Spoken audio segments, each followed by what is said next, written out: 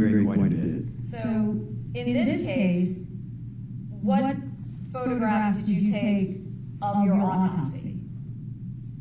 Do you recall what portions of the autopsy? Would it be the entire autopsy, just part of it? How does that work? Yes, so we took many photographs on the outside of the body, and then in addition we took some photographs, significantly fewer on the inside of the body. So once we open the body during the autopsy, we start out just looking at the outside, and then we'll open the body, we'll open the chest and the abdomen, look inside, remove the internal organs there. Same for the neck structures, and same for inside the head. And so we did take some internal body photographs, particularly in the region of the head, yes, but mostly external photographs in this case. Okay. And the photographs of the interior of the head, can you explain to the jury why you would take photographs of the interior of the head? Well, in this case, we took photographs to document injuries that were present, document there was significant bruising to the scalp. It was difficult to appreciate on the outside of the body. Sometimes there are things on the inside of the body that you can't see on the outside of the body. So in this case, there was significant scalp bruising that you couldn't fully appreciate on the outside of the body, in part because of the changes of decomposition that were taking place. We also documented some other findings, too, documented what the brain looked like, documented what the skull looked like, and in some cases we documented an absence of significant findings. When you first started performing the autopsy, did you have all of the portions of her body? No. When we began the autopsy on the first day, December the 6th, we did not have the full body. Okay. Did there ultimately come a time when you received the remaining portions of her remains? Yes. And I say her, was this a male or a female? Female. And was she identified at the time that you first received her? No, she was not. As a medical examiner receiving a person in the condition that you received her, would some of your investigation of the body be in an attempt to assist law enforcement in identifying her? Yes. Did you do that in this case as well? Yes. What types of steps do you take to try and see if you could assist with identification? Well, the first step in a case where we don't know who it is would be, for us, one of the first steps would be to take fingerprints, if we can, because there's a large database that can be searched for fingerprints. It's different than something like dental records. For dental records, you really have to know who it might be so you can get their dental records. But for fingerprints, there's large databases that are available that you can potentially test. It also would be important to recover DNA.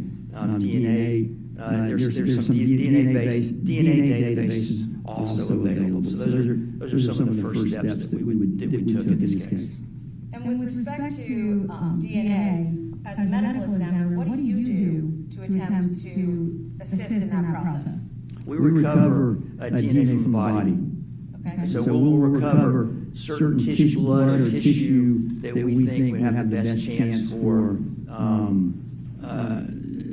the DNA scientists to be able to use to recover DNA. Okay. And can you explain what a blood stain card is?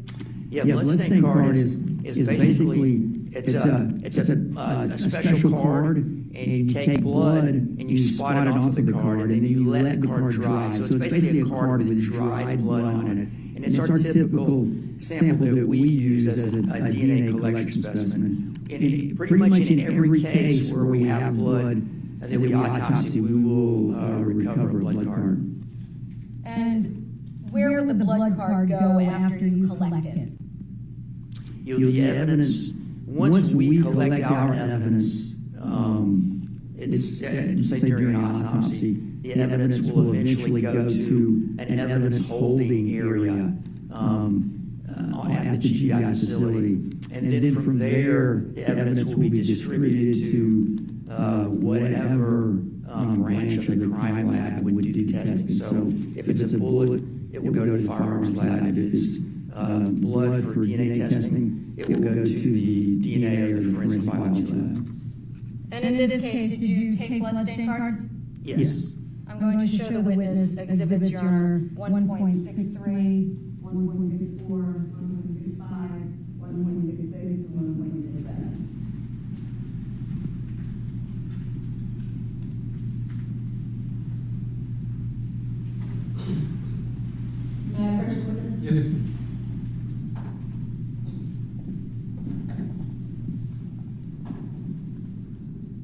There are bloods.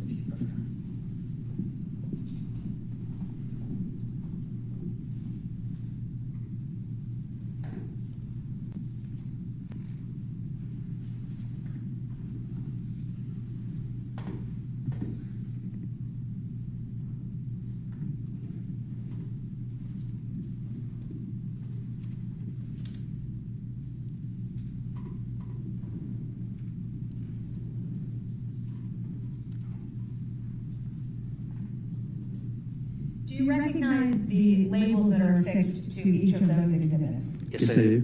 And how do you recognize them? Yeah, they have inscribed the what's present inside the envelope. Okay. And are those, in fact, the actual bloodstain cards that you prepared and submitted to the crime laboratory for analysis? Yes, they do appear to be. Your Honor, at this time, I'd seek to tender State's Exhibits 1, 6, 3, 4, 5, 6, and 7. They are admitted. Thank you. Why are there 5 cards? There are 5 cards because the body was received in 5 pieces. We received a right leg, we received a left leg, we received a head with a portion of the neck, the upper portion of the neck attached, and we received the torso with the lower portion of the neck and the arms attached. So we received the body in 5 pieces. The body had been dismembered.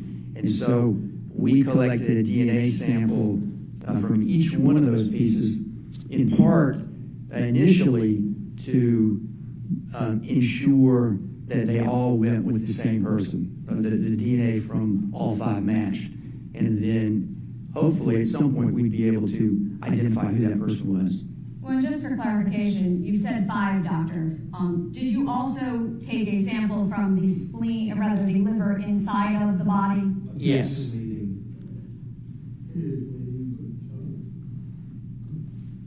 I can rephrase. Did you document on each of those bloodstain cards where each item was recovered from? Yes, I did. Can you please, looking at the first exhibit that's in your hand, tell us where that one was from? Yes, this is from the torso, specifically the spleen. Okay. And what about the next one? The torso. So the torso itself was one, and the torso spleen was the second? That's right, yes. And what was the third bloodstain card? The right leg. And the next? Left leg. And the next?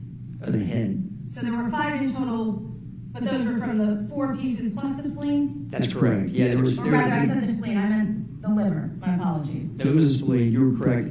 Yeah, it was. The body was in 4 pieces, that's correct. And there were 5 cards because we collected 2 from the torso, yes. Did you also at some point collect from the liver? And if you need something to refresh your recollection, please just let us know, Doctor. Yes.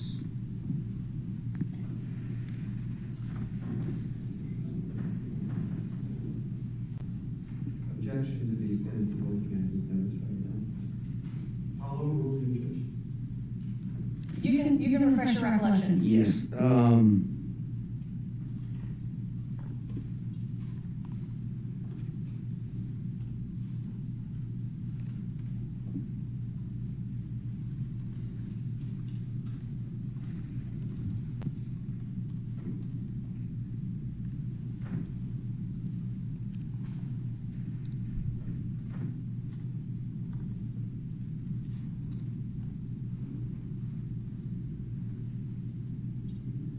Yes, we did collect liver, along with other substances that we would potentially use for toxicology testing, yes. Okay. And all of them would have been prepared in the same fashion?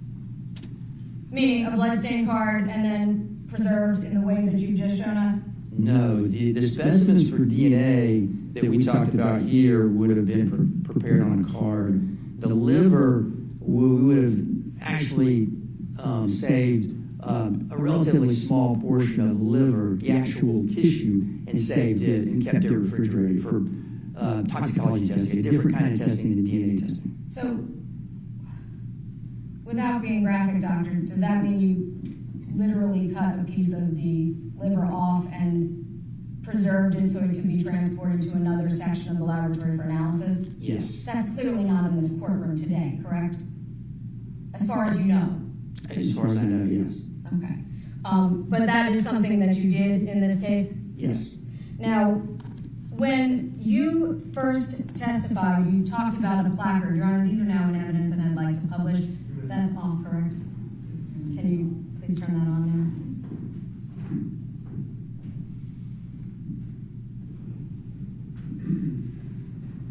I'm going to start on image 100 and count if I may. I'm going to start on December 6th with the first image in front of you, just for the record so I'm clear.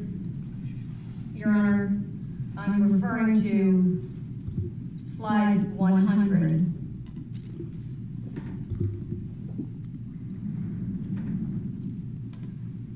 And Doctor, if you can assist me, on the back of that exhibit, you'll see that there is a number written of slide 100. Do you see that? Yes. Just for your own records, did you have specific numbers associated with each one of the photographs as they were taken by the medical examiner's office in connection with the case? Yeah. When the photographs are saved, they're digital photographs, so they're saved into a digital file, and each file has a name that has a number. Okay, so on the back corner of each of those, I'm going to reference the number so that it's clear for the record, Your Honor. And if you would just tell us what exhibit number that is on the back of the card as well, just so the record's clear. So we're talking now, I guess, about exhibit 1.6. It's in front of you, the one I've already handed you, the stack. Yeah, this is exhibit 1.27. Thank you, 1.27. And can you tell the jury what's depicted in 1.27? Yeah, this is the placard that we discussed. It's basically a placard where we put information about the case at the top. Coastal MBO stands for Medical Examiner's Office. This examination was performed at the Coastal Medical Examiner's Office, which is in the Savannah area. The date that the exam was performed, December the 6th, 2022, and then underneath the unique case number for the case. And that is all done in an effort to preserve the information, is that correct? Yes. Now, if I turn to the next slide, that being 101, that would be 128, is that correct? 1.31. Oh, my apologies, 1.31. And can you tell us what's depicted there? Yeah, this is the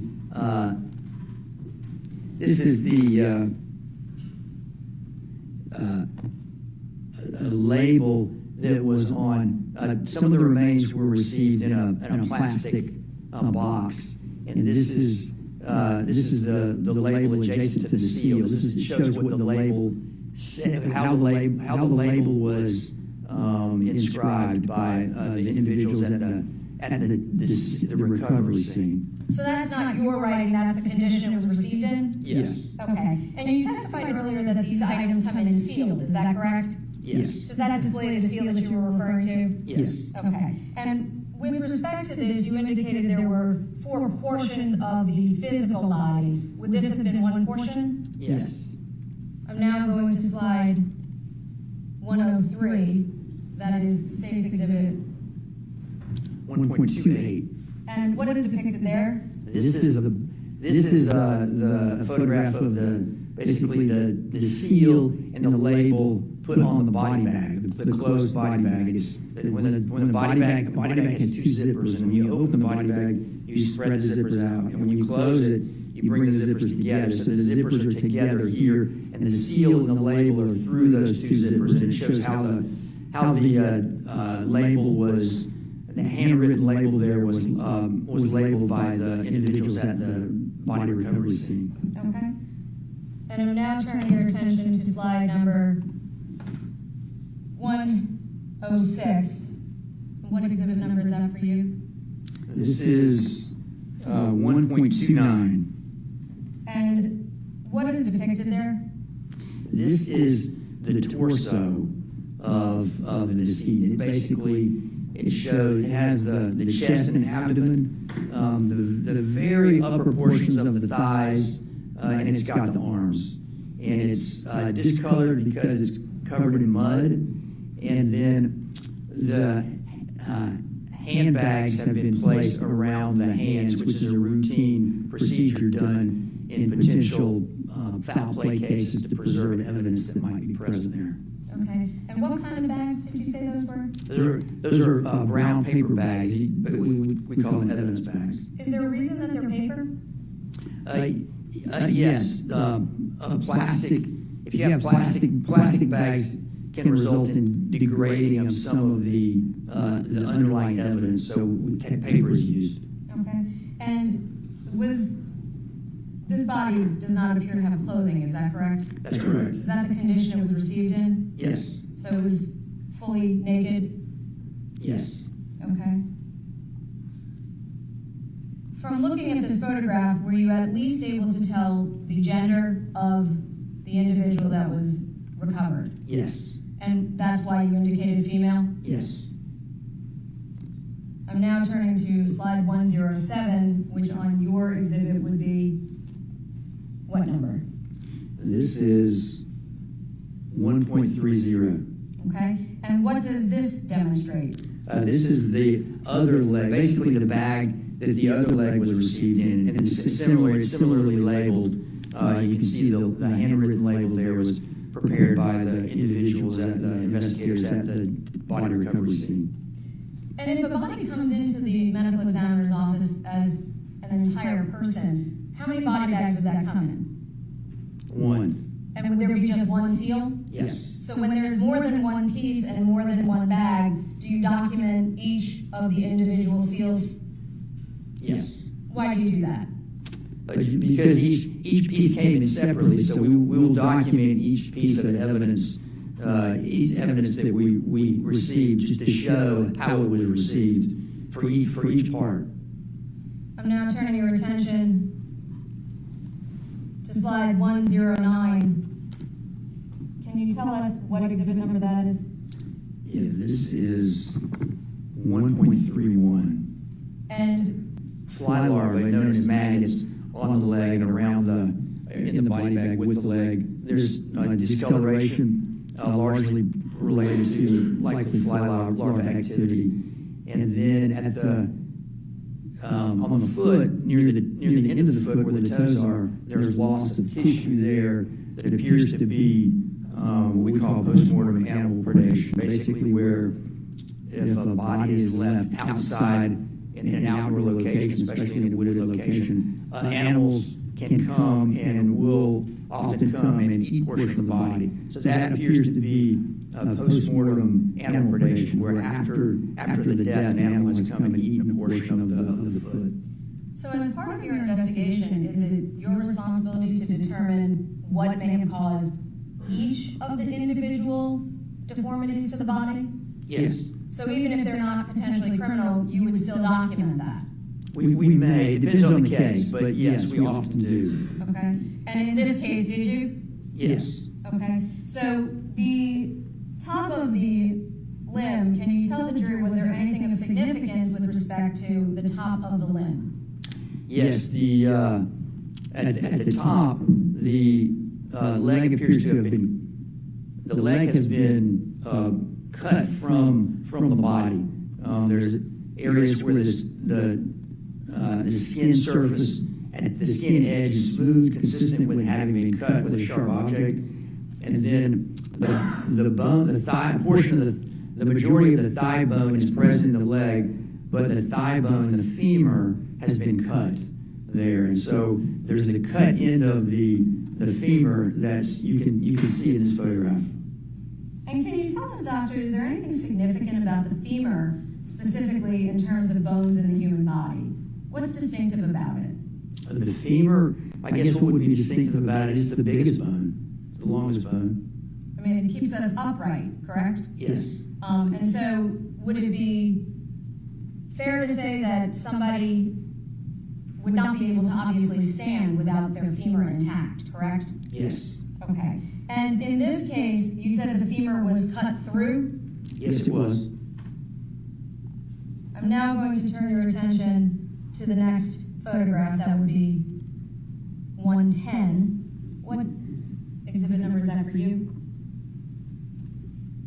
This is 1.32. Thank you. And what is depicted here?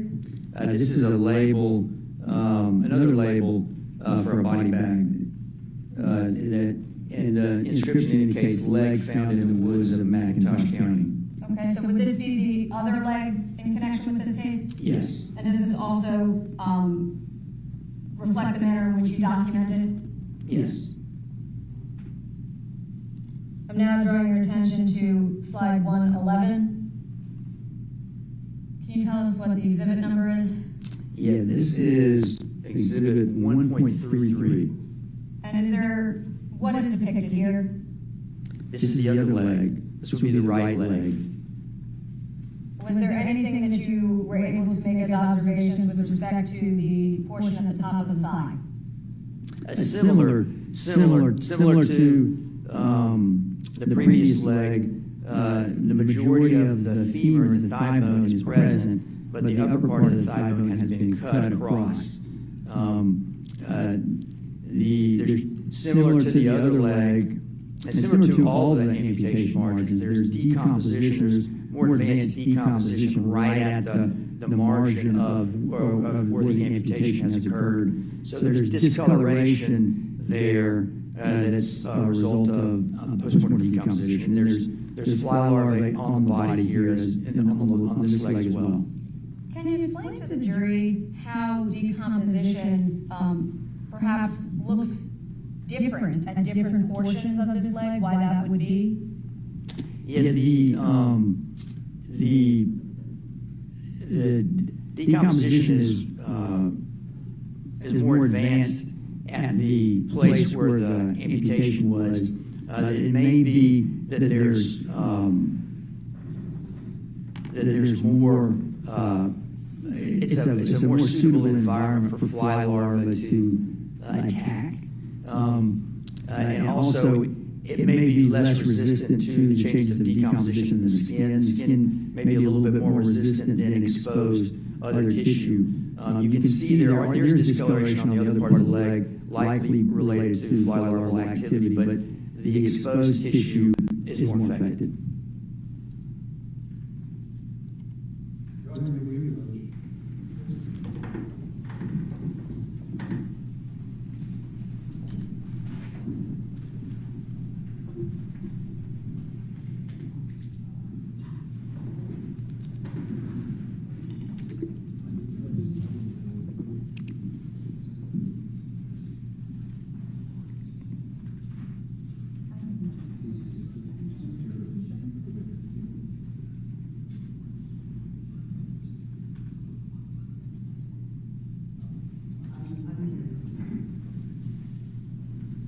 Doctor, the last slide that we just looked at, can you pass me that? May I for just a moment? Yes. And can you tell us what that exhibit number is? 1.33. And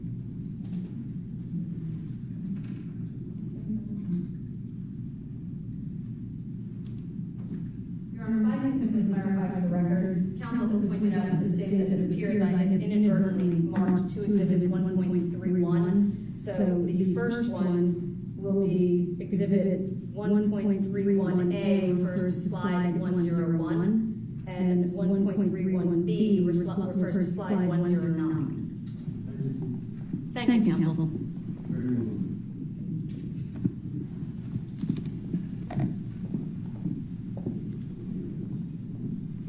So as we progressed through these, we were at slide 111, and we're now moving on to the next slide. That would be slide 120. What exhibit number is that for you, sir? This is 1.34. Okay. And can you tell the jury what, if anything, is depicted in that photograph of note to you?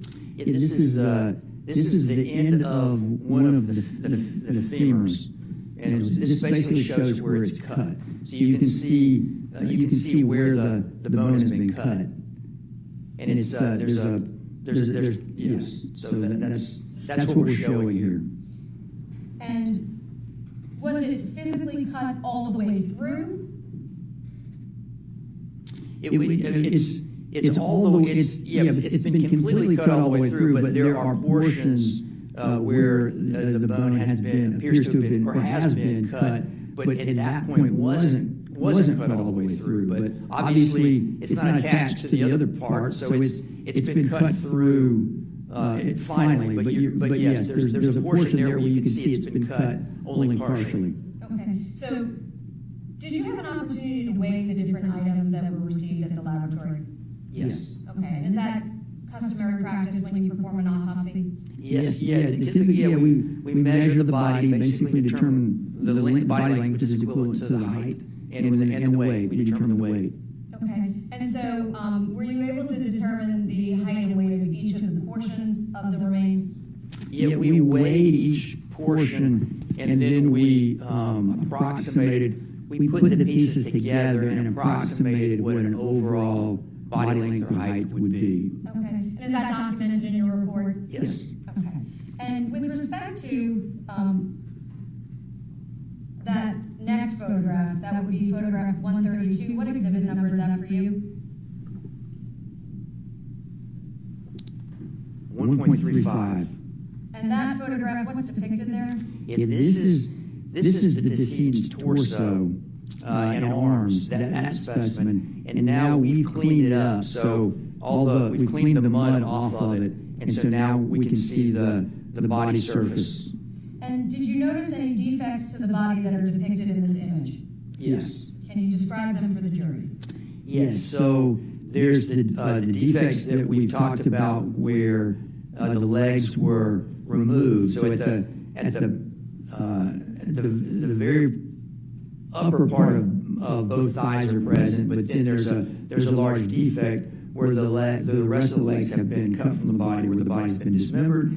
The same thing at the top in the head, where you can see there's a portion of the spine that's protruding up into the neck. It's the lower portion of the lower fused vertebrae that corresponds to the neck, cervical vertebrae, remain there with very little soft tissue left around it. And then there's a defect around that area.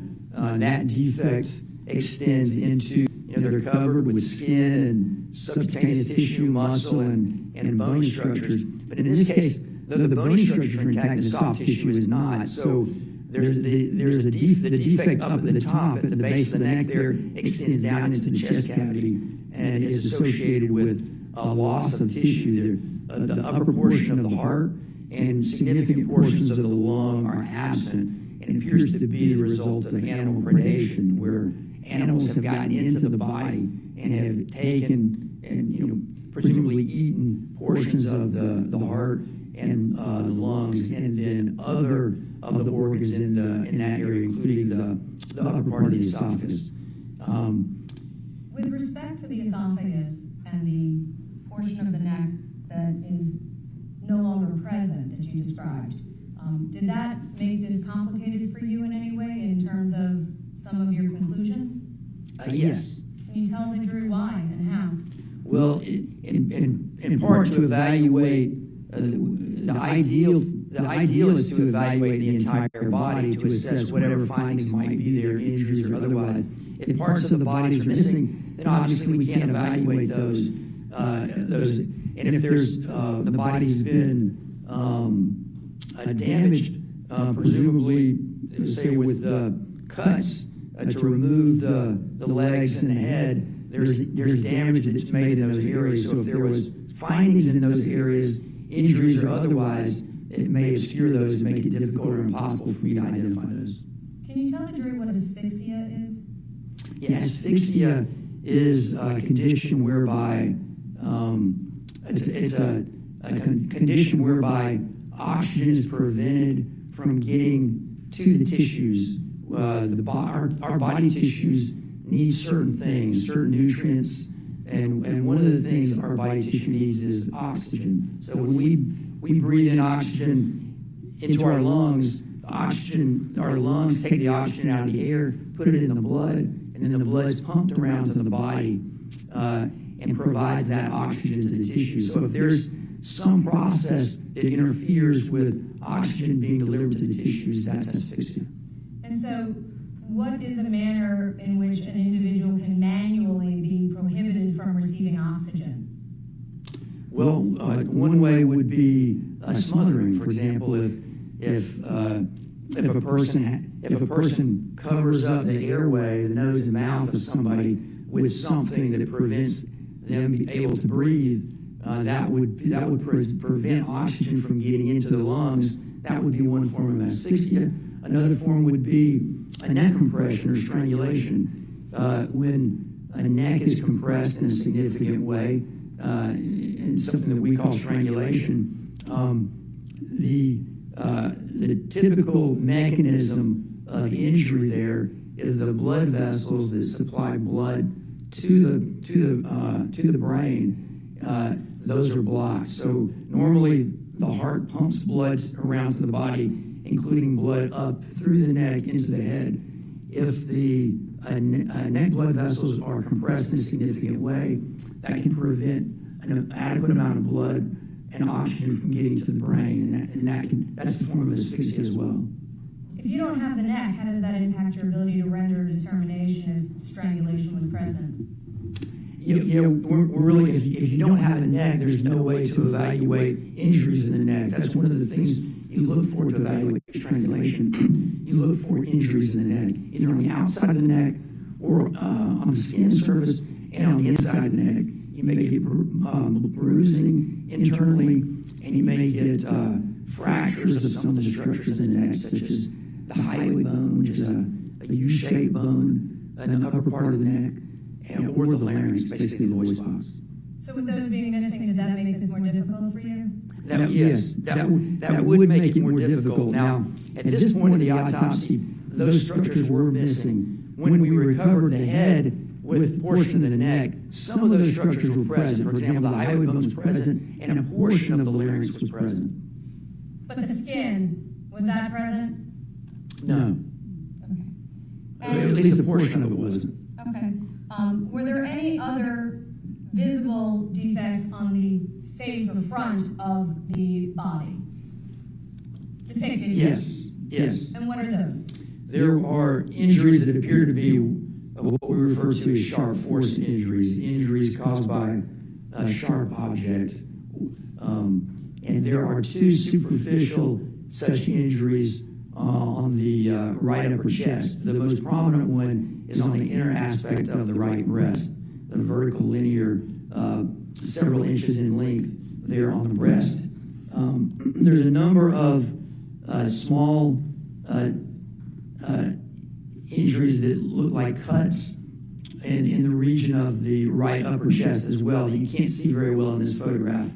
And then on the abdomen, near the belly button region, there are 3 areas of defects that in the skin and soft tissue that appear to represent injuries caused by a sharp object. And then what about the right upper arm?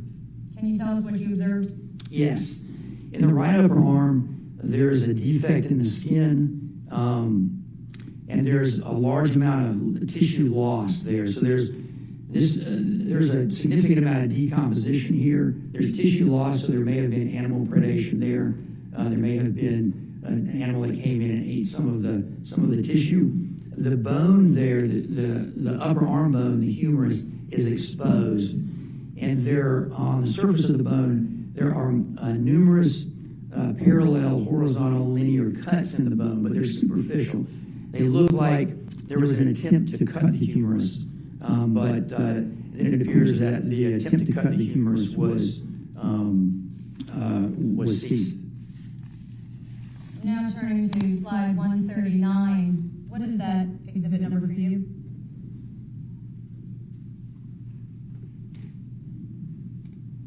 This is exhibit 1.36. Thank you. Can you tell the jury what you see here? Yes, so this is the back of the right hand and right forearm. And on the hand, close to the wrist, there's an area of discoloration that represents bruising. And then on the forearm, you can see two areas of discoloration that also represent bruising. So this is a bruise or a contusion, which is basically an area of bleeding in the tissue caused by impact with a blunt object or surface. Can you explain to the jury what the phrase defensive wounds means? Yes. So a defensive wound is a wound that you would receive that you might receive when you're being attacked by someone. And if someone is attacking you and striking you with an object, it's what your natural tendency to do is to put your arms up to try to block. And so what might happen if you do block the blows, you'll get injuries on the arm. And so injuries, they're often on the back of the hand and on the back of the forearm. And those are called defensive injuries. And is it possible that they are potentially also decomposition? Meaning that you sometimes see bruising that isn't a defensive wound? Yes, so we sometimes will, as a result of the decomposition process, there may be discoloration of the body that mimics bruising. So sometimes it can be difficult to tell if an area of discoloration represents decomposition or if it represents true bruising. So what do you do to determine which one it is? So one of the common things we do is we'll cut into it, because a lot of times if it's decomposition, it will be superficial and it will be involving the skin. If it's bruising, you'll see more typically you'll see more the bruising in the tissue, not just on the skin surface, but underneath the skin. So cutting into the area of discoloration can be very helpful to determine if it's a bruise or if it's decomposition. Is that routinely part of your autopsy to make those determinations? Yes, we often do that. Okay. And in this case, did you find areas that were both bruising as well as potentially decomposition? Yes. I'm now going to turn you to slide number 144. Slide number 144. What exhibit number is that for you? Yeah, this is 1.37. Thank you. What is depicted in this image? Yes, so this is what we were just talking about. This is the right upper arm. There's loss of tissue. A large amount of tissue is lost because you can see the bone there. That white structure there with the dark lines is the bone. And those dark lines, those parallel lines, those represent cuts, superficial cuts into the bone, where it appears there was an attempt to cut that bone, but not a successful attempt. And there's discoloration of the tissue in this area too. This discoloration is similar to the discoloration seen at all the amputation margins. It's related to postmortem decomposition. Now at slide 145, what exhibit number is that for you? This is 1.38. Would it be fair to say that that's simply a close-up of those cut marks? Yes. And you indicated what was the nature of those marks? Were they, I believe you said lateral? Is that what you said? They're horizontal. Horizontal, my apologies. Okay. And can you tell us anything about the humerus, similarly to as you described the femur? Is there anything distinctive about the humerus? Yeah, well, the humerus, it's sort of the corresponding bone in the arm to the thigh bone in the leg. It's a single long bone. in the upper part of the arm, similar to the femur, is a single long bone present in the upper part of the leg. And they're fairly thick bones, especially the femur, because as you mid-arm, what's most visible here are two areas of discoloration, one near the wrist and the forearm, and one a little more towards the middle of the forearm. Those represent abrasions. Abrasion is basically a scrape injury, so it's caused by impact with the body and impact with a blunt object or surface that causes scraping of the superficial layer of skin off. So it's basically like if you fall down on the pavement and skin your knee, that's an abrasion. So that's what these two are. They're abrasions that are visible here. In addition, on the back of the hand, near the wrist, there's an area of discoloration that's suggestive of a bruise, but not clearly a bruise. And then on the back of the forearm, sort of in the middle of the forearm, not very visible in this photograph, there is a small bruise. I'm now going to slide 153. What exhibit number is that for you? This is exhibit 1.40. Can you describe what is the condition observed on the left hand? Yes, it's what we call a washerwoman hand. It's basically, you can kind of see it here. You can see it better if you look at the palm side of the hand, but it's basically where the skin of the hands and feet will get wrinkly if they're exposed to water for a period of time. So if you stay in the bath too long, for example? Yes. Okay. I'm now going to show you the next slide. That would be 156. What exhibit number is that for you? This is 1.41. Okay. And can you tell the jury what you see here? Yeah, this is the palm of the left hand, and you can see better in this photograph the washerwoman change. Okay. What impact does washerwoman syndrome have with respect to taking fingerprints? It can theoretically make it more technically challenging, but if all you have is washerwoman change, you should be able to take fingerprints with proper techniques. What do you do? What's the technique? Oh, that's to be a better question for the impressions latent print section of the lab to answer. So you don't do that yourself in the autopsy? I don't. Okay. So you would just document it and potentially make it available? Meaning, do you try to do prints anyway? We do in our lab. We'll take we do some fingerprints in our lab. If they're difficult, traditionally we've used latent prints. Now in the Savannah area lab where this autopsy took place, they don't have access to a latent prints department, so they do the fingerprints there, and they have they're used to taking fingerprints in difficult cases, so they are knowledgeable about techniques. Some of the DIS there, our autopsy assistants there. I'm personally not, but they are. Okay, and so as a general rule, you do take autopsy prints, even if they're not, I hate to say, effective. I don't mean to be disrespectful. We do in certain cases. We don't fingerprint every case. There's certain types of cases that we will perform fingerprints on. Okay. Now I'm directing your attention to the next slide, being 158. What exhibit is that for you?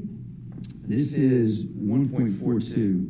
And what is depicted here? Yeah, this is a discoloration. This is the left upper arm. So you can see the elbow on the right side of the screen, and then the underarm region, right where they've got the L-shaped ruler, that's where the underarm region is. So they're really looking at the upper arm corresponding to the humerus, like we were just talking about. And there's discoloration there on the front of the arm that appears to be post-mortem change. It's not nothing that I could identify as an injury.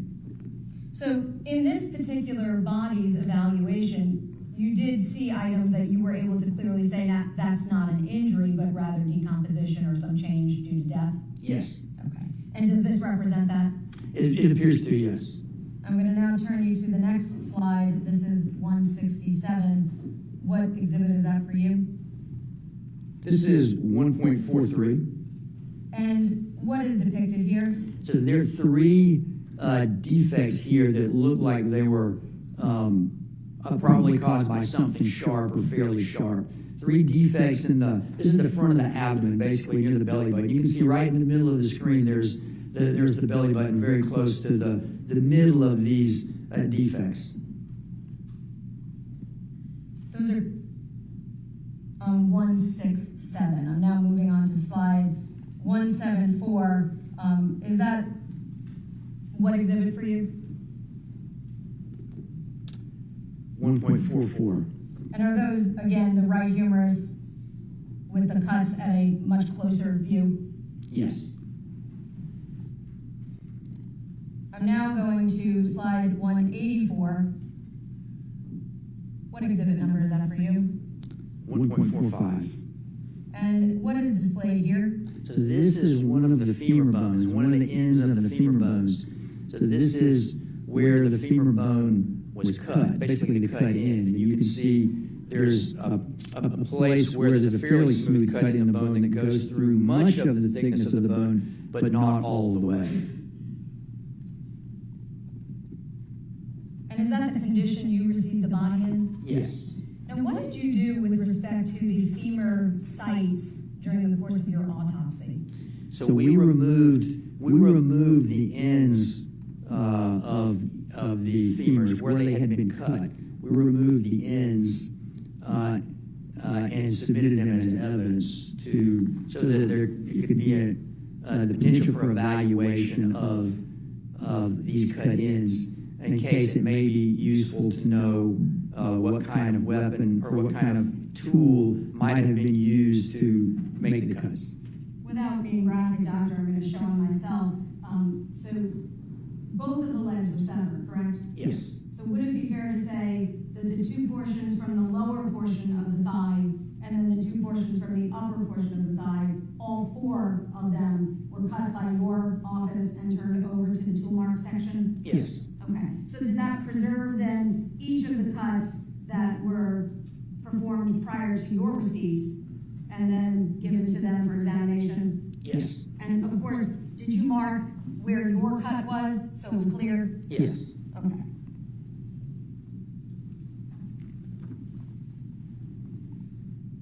And I presume you don't do tool mark examination, correct? That's correct.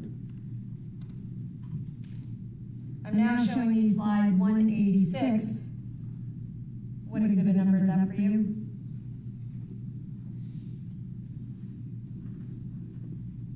This is 1.46. And can you tell the jury what defects you see on the upper left portion of her back? Yeah, there's a superficial cut on the left upper back in the shoulder region. So that was an actual cut. Yes.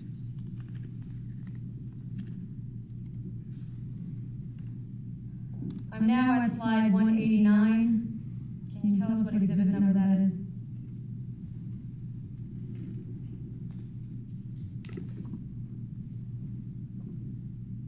Uh, 1.47. What is displayed here? So what we've done is we've placed the legs together with the torso just to reapproximate how the body would have been had the legs not been amputated. And are you able to now see some of the locations where you cut into the bruising or decomposition to make those assessments? Yes, you can in this photograph, yes. And where are those incisions? You can see on the left arm, you can see on the right arm. Can you also see on the neck area now, perhaps better in this photograph, where the neckline has receded?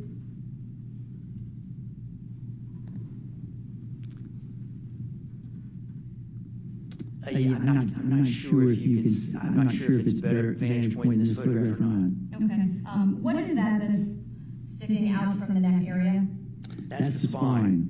Those are the lower cervical spinal the vertebrae, the bones of the spine that correspond to the lower part of the neck. So if her body had been intact, would that not then have had all of the skin up to her chin, essentially? Yes.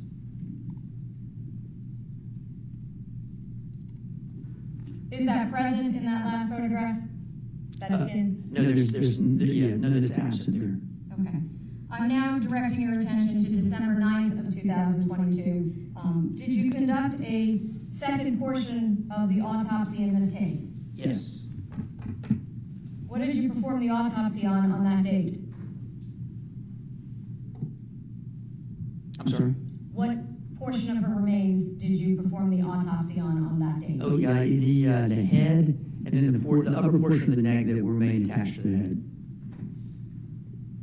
What is depicted in slide 191? And what exhibit number is that? My apologies. Yeah, this is exhibit number 1.48, and this is the placard. It basically shows the same things that we saw in the previous placard, except the date is different. The date is now lists December the 9th, 2022. And presumably, if you had all of these pieces on the same day, would you perform the autopsy simultaneously? Yes. Did you have them all on the same day? No. Is that why there's a lapse in time? Yes. When you received the head, was that received separately? Yes. And was that also received in a sealed condition? Okay. And on December 9th, would this placard have been made by whom? By the staff at the Coastal Medical Examiner's Office. Did they assist you? Yes. Okay. I assume you don't make your own plaques normally. No, not normally. Okay. I'm now directing your attention to slide 192. Can you tell us what exhibit number that is? Yes, this is State's Exhibit 1.49. Okay. And states 1.49, what's depicted there? Yes, so this is the body bag. Again, the zippers are closed. You can see the seal here, the red seal, and then you can see the handwritten labels on the attached to the zipper, attached to the zippers of the closed body bag. Directing your attention to slide 194, what exhibit number is that? 1.50. What's depicted here? This is the deceased's head, and so you can see on the left side of there's her hair, and then on the right side her face. It's a little hard to make out because her face is covered in mud, so it's a dark color similar to the color of the hair. I'm now turning you to slide 195. What exhibit number is that? 1.51. What vantage point does this provide? This is the face. So we're looking at her face, and you can see it's still discolored with the dark. It's got mud on it. Can you tell anything about her eyes? With her left eye, you can see the surface of her left eye, and the cornea appears clouded, which is a change that occurs as a part of postmortem decomposition. Can you explain to the jury what happens, if anything, with respect to eye color during decomposition? Well, eye color after death can change, and so it's not necessarily a reliable indicator of the color of the eyes during life.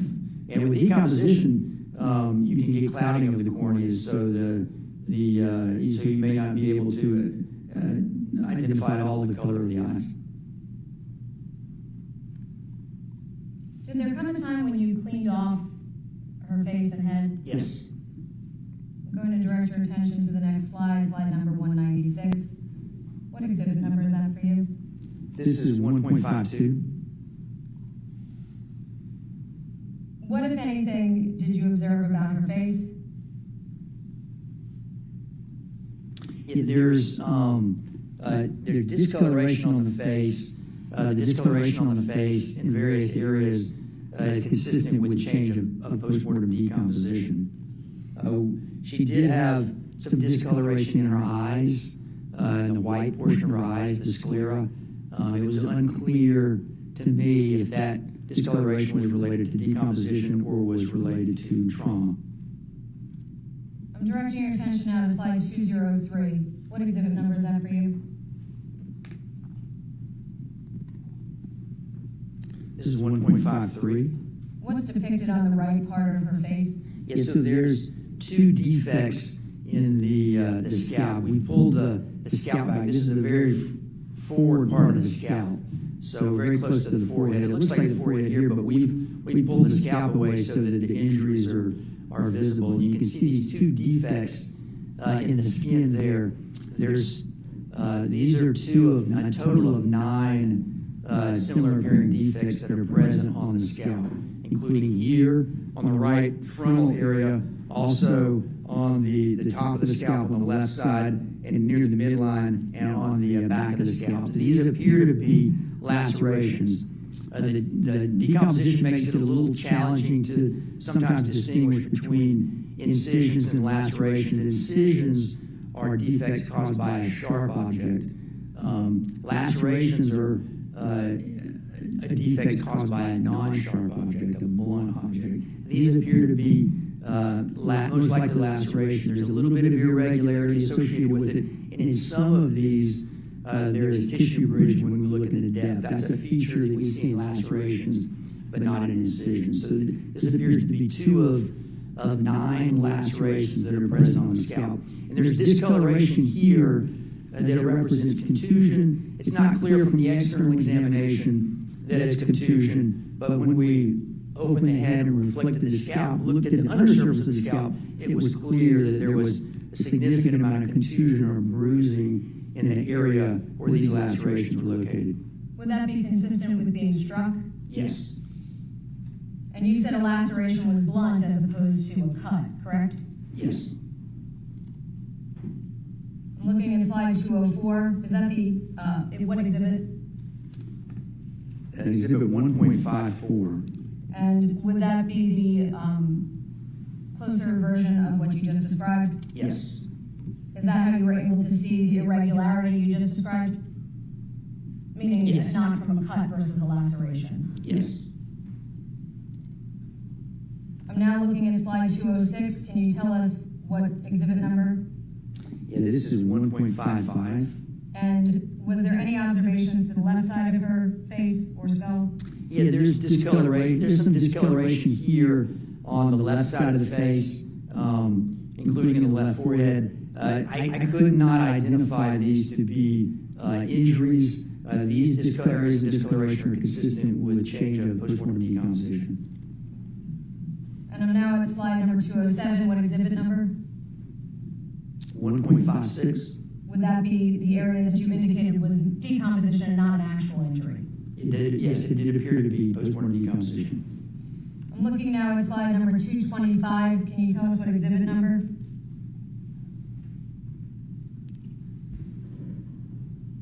Uh, 1.57. What is depicted here? So this is the scalp, and what we've done is we've removed all the scalp hair so that we can better evaluate the scalp surface and see what injuries may be present. And you can see we're looking at sort of the back of the head, really. The top of the head is towards the right side of the screen. The sort of the top of the neck is on the left side of the screen. And the right ear is at the bottom of the screen, the left ear is at the top of the screen. So you can see over the left side of the scalp and midline scalp, there's multiple lacerations. These are similar in appearance to the 2 that we saw on the right forehead. So a total of 9, and these here you can see 1, 2, 3, 4, 5, 6 in this photograph. Some of these lacerations were full thickness, meaning they went all the way through the scalp to the underlying skull, and some of them were partial thickness. Was there any damage to the skull itself that you were able to observe at any point during the autopsy? One of the laceration on the back of the head, the one that's the farthest on the left, and shown here in the photograph, that one, there was a 1/4 inch defect in the surface of the skull that was consistent with a skull fracture. I'm now looking at the slide that is labeled X-ray 2. What exhibit number is that for you? This is exhibit 1.58. Would it be fair to say that this is an X-ray? Yes. Does this demonstrate anything with respect to the femurs? Yes. What does it show? Yeah, you can see with the proximal part of the femurs, the upper part of the femurs are present and go into the hip socket like the femurs normally do, but you can see where they've been cut only a short distance from the hip joint. And how is the hip joint kept in place? Meaning, is there tissue that keeps it in place? Yes. Is it bone that keeps it in place? How does your leg stay attached? Yeah, it's a whole joint apparatus with cartilage and soft tissue and bone all together that holds it in place. And so would it be fair to say that you could cut through the tissue without cutting through the bone to remove the leg? And what I mean by that is, the bone itself doesn't have to be cut, does it? That's correct. You could potentially remove the leg without cutting through the femur. I'm now showing you X-ray number 3. What exhibit is that for you?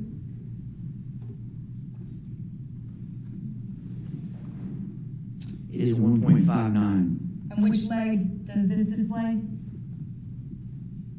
Is it clear or is that not clear? It's not.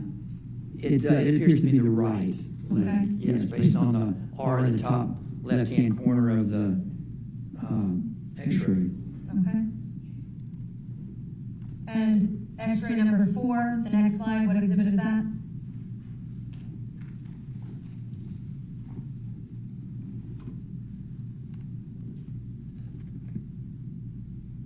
This is 1.60.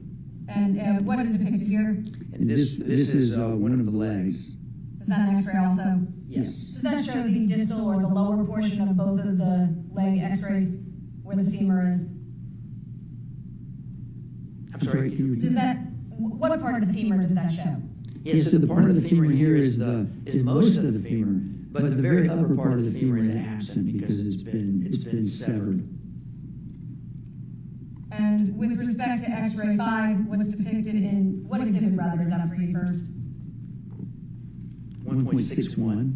Okay, and what is depicted here? This is an X-ray of the head and the upper portion of the neck. You can, Madam Clerk, can you turn that off, please? Your autopsy. Yeah, all of these photographs that we looked at today were some of the photographs that were taken during the autopsy. Yeah, he used those. Okay. Absolutely. We'll take a short break. Go ahead.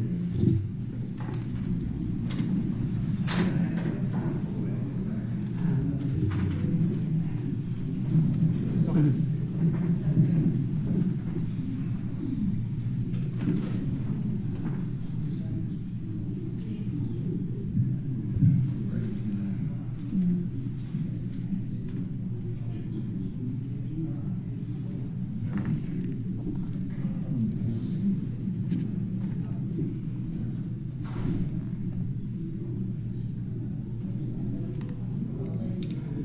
Our jury is out, and we'll take about a 10-minute recess. Thank you, Aaron.